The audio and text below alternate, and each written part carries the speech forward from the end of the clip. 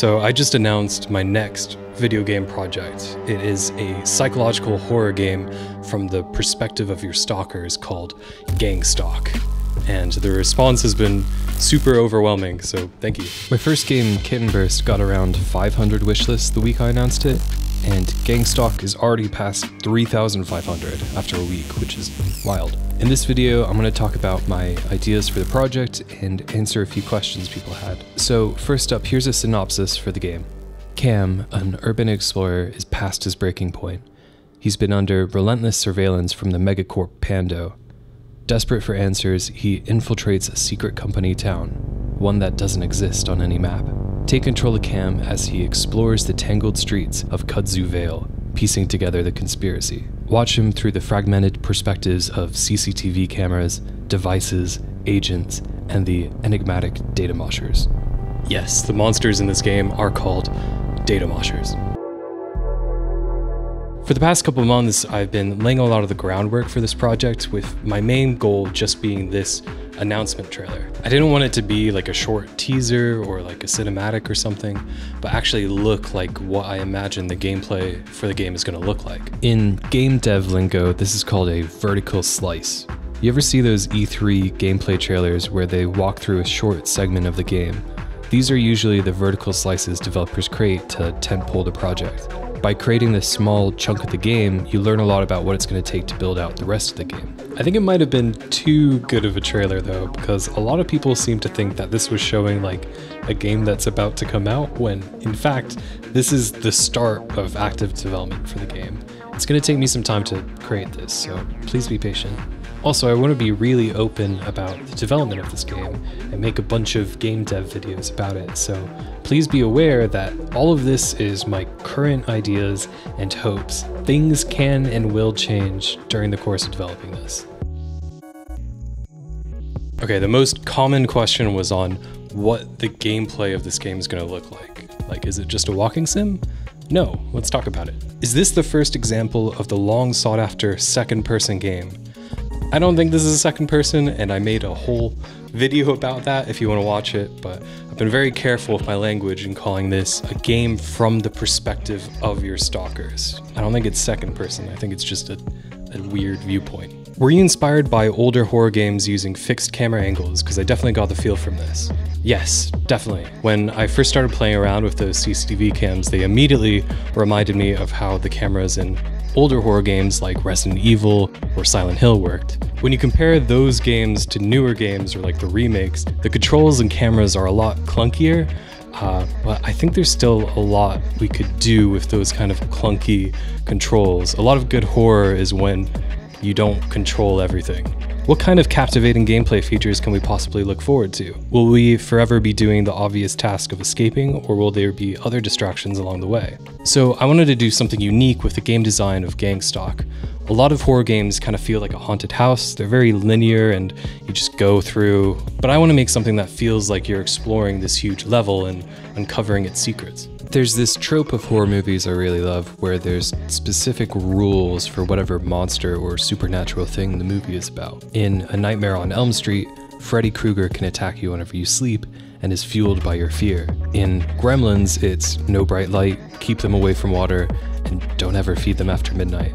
In Alien, you find out the life cycle of the aliens and how that all works. And in It Follows, there's a scene where the protagonist is strapped to a chair and told the rules of the movie, that this thing is stalking you and you need to pass it on to someone else. In these movies, the protagonist learns the rules of how the world works and then has to figure out how to use those rules to survive. This trope goes all the way back to old monster mythology like vampires, who can't go in the sunlight and have to ask for your permission to enter your home for some reason, and werewolves who transform under a full moon and can be killed with silver bullets. This structure of establishing rules to the story that the protagonist has to figure out and then use to survive mirrors a structure of gameplay that I really love. Games like Outer Wilds, Animal Well, Tunic, The Witness all have rules in this world that you have to learn to progress. Instead of unlocking new skills for your character, you unlock knowledge. There's a really great video by Game Maker's Toolkit about these mysterious games. People are calling these games information games or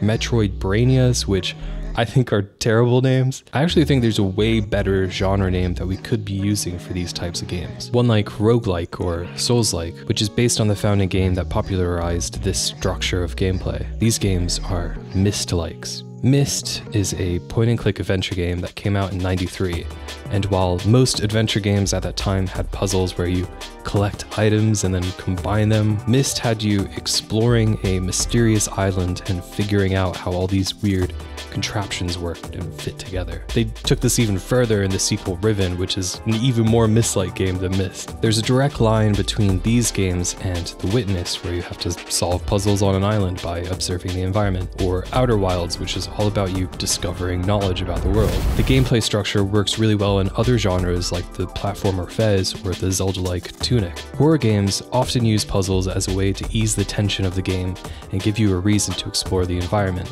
A lot of these puzzles in horror games are pretty weak, in my opinion, and kind of feel disconnected from the tone of the game. While I wouldn't call Gangstalk a puzzle game, I want to take influence from more of the Myst-like gameplay structure and have puzzles about learning how the world works and then applying that knowledge to discover new things. I gotta ask, will it be survival horror or those runaway and hide horrors? On the scale of survival horror to runaway and hide horror, I think it's gonna be like here-ish. There's not going to be any direct combat with the monsters, but I do want to have some way for you to interact with them in like a Myst-like way, but I'm not going to spoil that. The world's first second-person view game?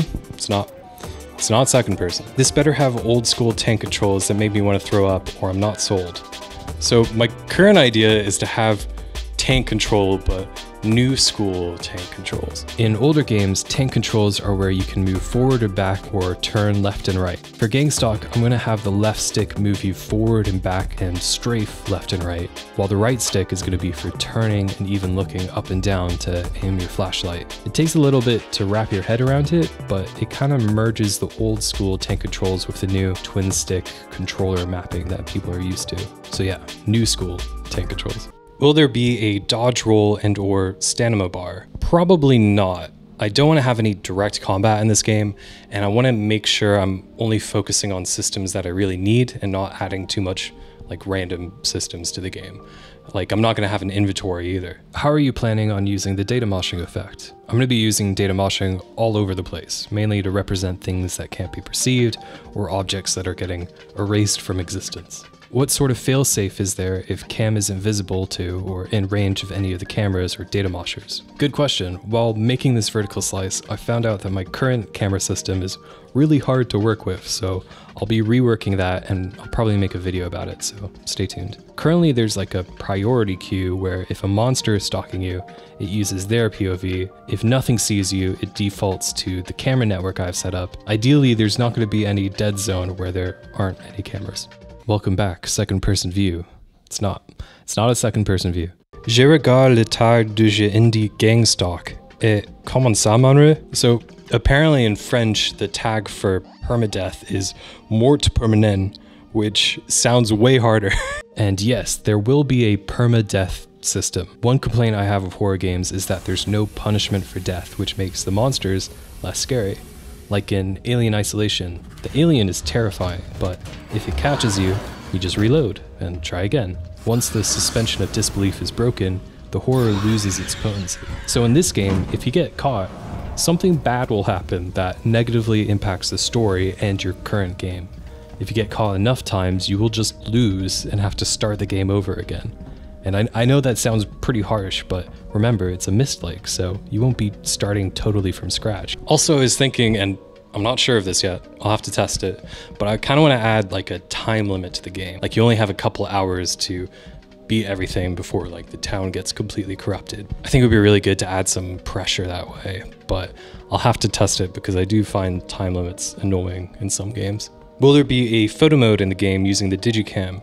Probably not. I think it's going to be really important to constrict what the viewer can see based on these camera perspectives, but maybe in the late game or as some kind of secret you might like unlock that or something, but I'll have to see if that breaks everything. Jam, if anyone can do a second person game, it's you. Plunk it. Does this mean we're getting a Jam to Go atmospheric horror album for the soundtrack? Yes. I am going to be making a full OST for this game like Kitten Burst, but unlike Kitten Burst, which was very melodic in 2000s, I want to make something that's very atonal and dark and modern, I guess. I don't know.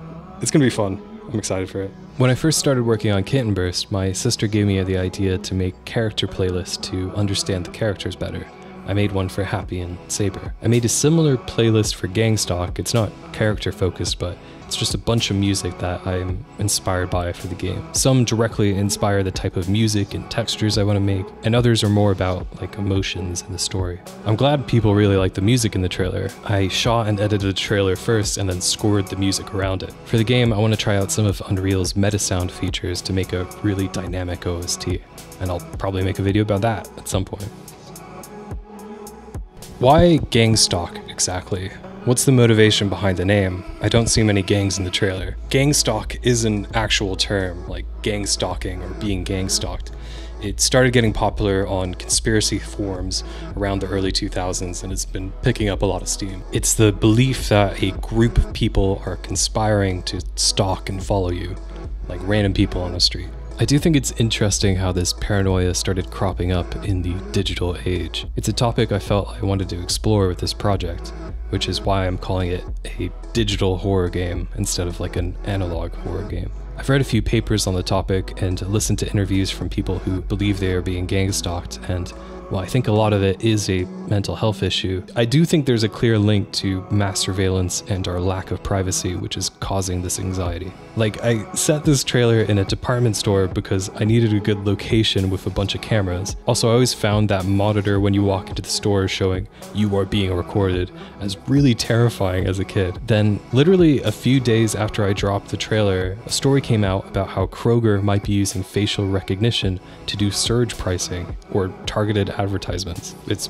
wild. I'm kind of worried that, like Kitten Burst, my over-the-top dystopia world isn't going to be able to outpace the ridiculousness of reality.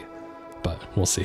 There's a clear focus on mass surveillance and gangstalk, but are there any other major themes you're planning on exploring that you'd be willing to talk about? So there's going to be more to this game than just paranoia and horror, but I'm keeping that secret for now. I think the main theme of the game is going to be about the paradox we find ourselves in, where we don't want to be watched, but we want to be seen.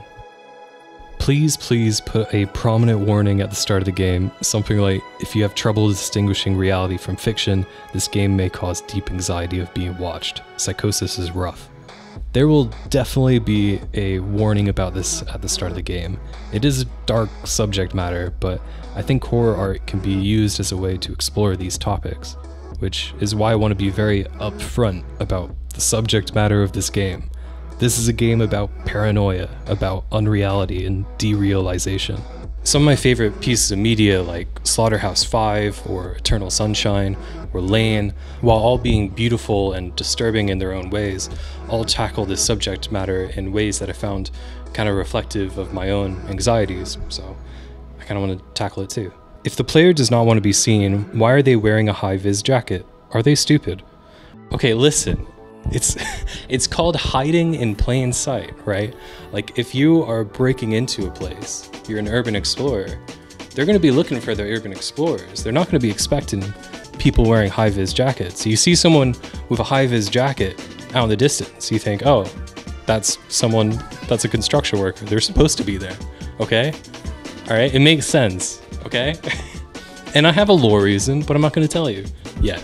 I definitely have a lore reason that I've come up with, and it's gonna make sense. Practically, it's a really good way of having your character stand out in the dark, which is really important when you're doing like a fixed camera angle perspective game. Also, it has like this retro reflective stuff going on, which is really cool. I bought this jacket just so I can make sure it looks right in game. Can you talk about how you came up with the design for the player character? Yeah, I wanted the character to be dressing like an urban explorer who doesn't want to be seen. I was using a lot of tech wear and like North Face for inspiration. Cam has a hat that's got these like sun shields on the side and flashlights built into the rim. I wanted no part of their body to be exposed, so they got cargo pants, a sweater, gloves, a ski mask with these goggles, and the goggles have these vector eyes to show some character expression. What happens when you get caught? Oh, you How directly is this going to tie into Kit and Burst? Is it before or after the events of Kit and Burst? So the game is in the same universe as Kit and Burst, but you won't need to have played Kit and Burst to understand what's going on in this game. It's going to be its own self-contained thing. And it's set in the year 2020X, where Kit and Burst was set in 2000X. What made you go in the direction of horror? Was it planned from the very beginning, or did this idea come to mind after a specific experiment or devlog? So when I finished Kit and Burst, I wanted to take the time to start learning Unreal Engine 5. All of those game dev vids I posted this year have been me experimenting with different ideas. I did have a different game in mind that's not horror, but the tech to make it is not quite there yet, and it would be way too ambitious for my current skills. So I've shelved that for now. But I found while playing around with CCTV cameras and data moshing, a horror game would work really well with those ideas I was trying out. Back in 2020 when I started working on Kit and Burst, I knew I needed to make the game when this scene popped into my head.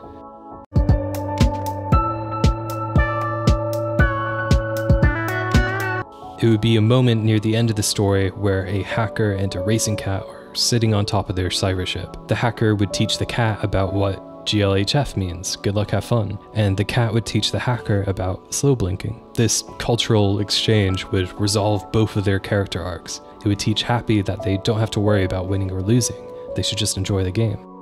And for Saber, it would teach her that it's okay to let her guard down and trust her friends.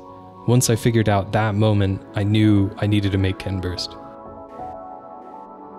I have a similar scene going on in my head about Gangstalk, which is why I know that I need to make this.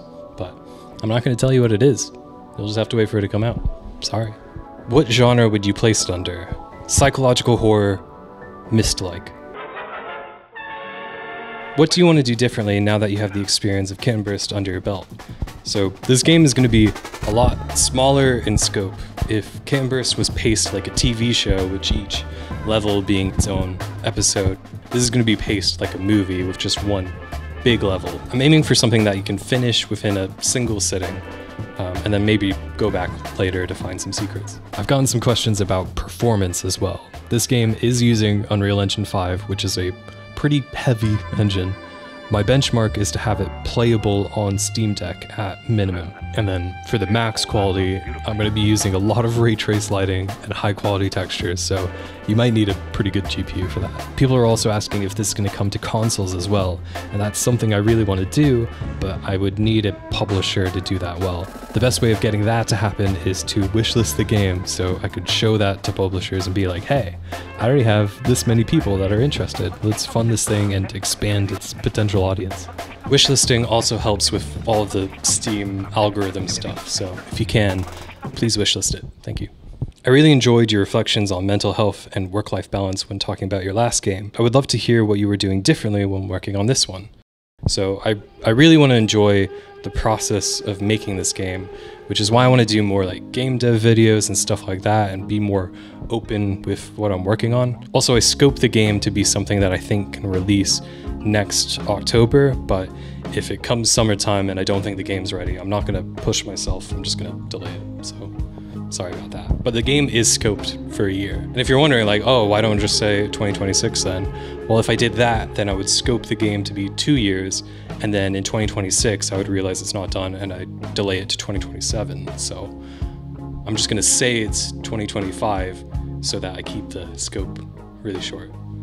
Don't complain, you're going to be playing Grand Theft Auto 6 anyway, unless that gets delayed. And yeah, I'm going to be continuing making these game dev videos throughout next year, so stay tuned for that. Although one of the problems with making a Myst-like game is that part of the fun is discovering mechanics for yourself, so I'm going to be very careful not to spoil anything mechanics related or lore related too much.